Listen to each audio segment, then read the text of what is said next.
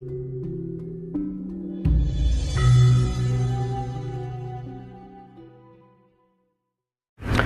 mengevaluasinya begini, Mas. Kita kan melihat secara utuh seperti apa. Terus kemudian nanti anak-anak yang ikut itu nanti kan evaluasi.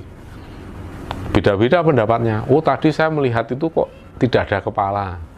Saya melihat dada ke bawah nggak kelihatan, tapi ada kepala.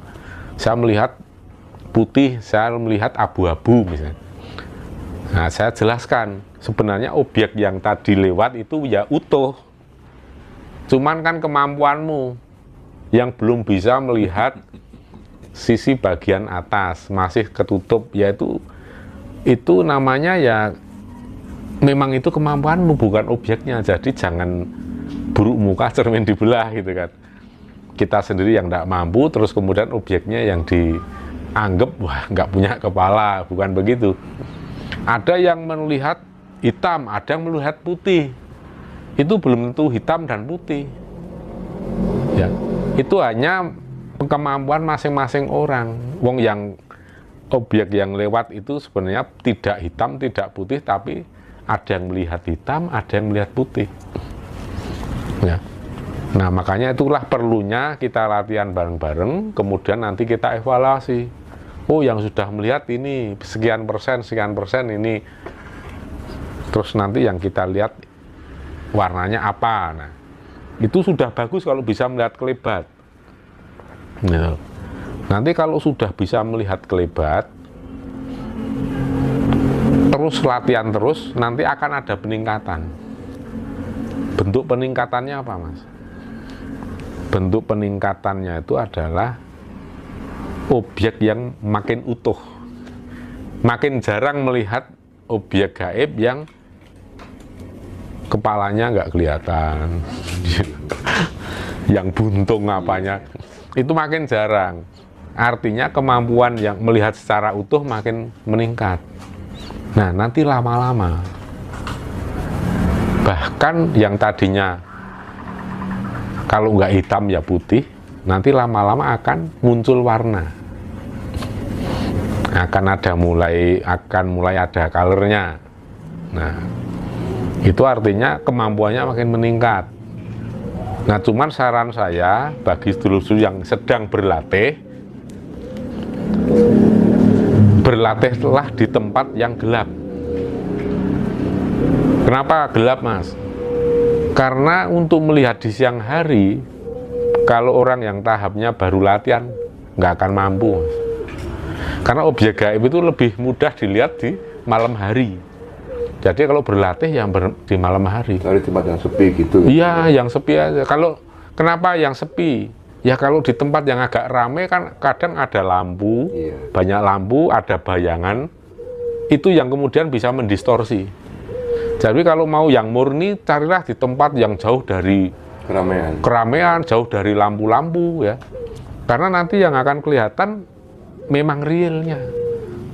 Nah, kalau saya ngajak latihan tidak pernah di kota atau di mana yang ada bocoran-bocoran lampu itu nggak ada. Itu karena kadang, wah itu ada bayangan hitam. Taunya apa, Mas? Taunya itu cuma bayangan lampu, memang ada orang di jalan di sana jauh. Nah, untuk menghindari distorsi seperti itu, ya kita cari tempat yang benar-benar sunyi dan tidak bocor cahaya. Maka ini yang saya sarankan, idealnya memang begitu. Ya. Masih banyak, nanti kita lanjut yang lain lah. Ya. Kemudian bagi para pejalan spiritual ini, Romo, kalau misalnya kita hendak ingin punya ilmu tanpa seorang guru, itu sebenarnya bisa apa enggak? Kalau misalnya bisa, mohon dibimbing caranya seperti apa? Belajar tanpa guru bisa enggak? Iya, intinya gitu, Rom. Intinya begitu ya. Bisa. Saya jawab bisa. Tetapi mungkin waktunya bisa lama banget. Artinya orang harus meraba-raba. Orang harus trial and error. Ibaratnya orang itu melakukan perjalanan ke dalam hutan tanpa navigasi, sudah asal masuk saja ke hutan. Bisa nggak? Ya bisa, tapi bisa menemukan yang dituju belum tentu. Dan berapa lama waktunya? Ya bisa lama banget, bisa sebentar, tergantung banyak faktor. Tapi kalau pertanyaannya bisa tidak orang belajar spiritual tanpa guru, saya jawab bisa. Cuman waktunya bisa lama banget. Dan itu pun butuh kecerdasan otak, kecerdasan emosi, dan kecerdasan spiritual.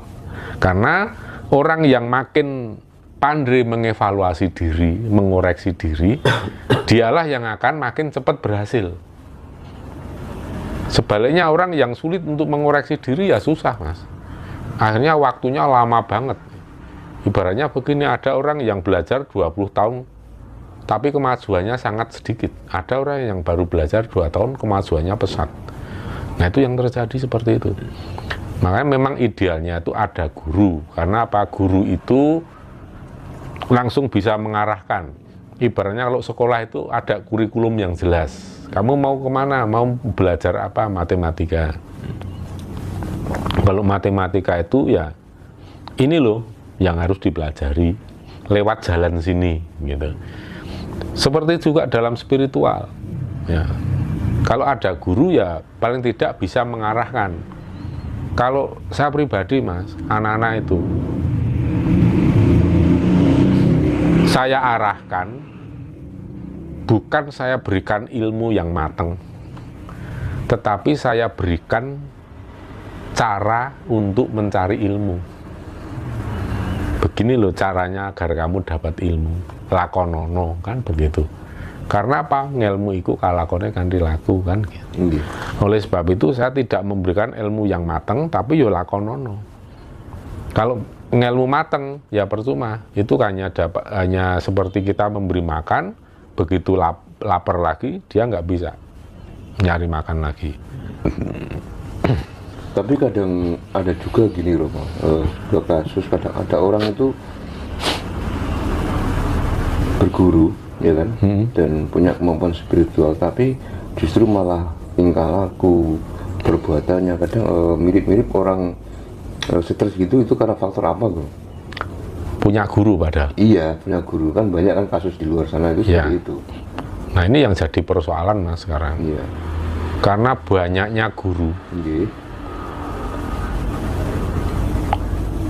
Ya memang sulit untuk memilih mana yang betul-betul berkualitas. Karena dalam dunia spiritual itu kan tidak ada sekolah formal. Iya, betul. Tidak ada guru yang memegang ijazah. Tidak ada guru yang punya apa ya namanya itu julukan tertentu, memang tidak ada. Karena di Jawa ini yang betul-betul guru pun ternyata hanya orang yang biasa, kehidupannya sehari-hari, dia penampilannya sederhana, dia punya pekerjaan yang biasa-biasa umumnya kayak orang itu, tetapi dia benar-benar punya ilmu, pengalaman hidup yang sangat mumpuni dan bisa menjadi guru. Maka kalau saya sarankan begini, Mas, sebelum kita mencari guru, ya, bersihkanlah dulu lahir batin kita. Ibaratnya pepatah Jawa atau ajaran Jawa begini, golek latu ada damar. Kalau kita mau mencari api, berbekallah api. Kita mau mencari ilmu, kita harus berbekal ilmu. Kita tidak bisa untuk blank, bondo nekat, itu tidak bisa. Kalau kita memang nggak punya modal apa-apa untuk mencari ilmu, kita tidak punya bekal ilmu untuk mendasari itu, ya akhirnya yang terjadi salah memilih guru, salah ketemu orang. Kenapa saya katakan begini, Mas? Karena orang itu akan mencari orang-orang yang frekuensinya sama. Ibaratnya begini, Anda menginginkan orang yang berwarna merah. Otomatis ya itu, jadikanlah kita pakai baju merah supaya ketemu orang-orang yang memang nanti baju merah. Dalam dunia spiritual yang namanya frekuensi alam semesta, getaran spiritual, itu nanti akan saling terkoneksi sesuai dengan frekuensinya masing-masing.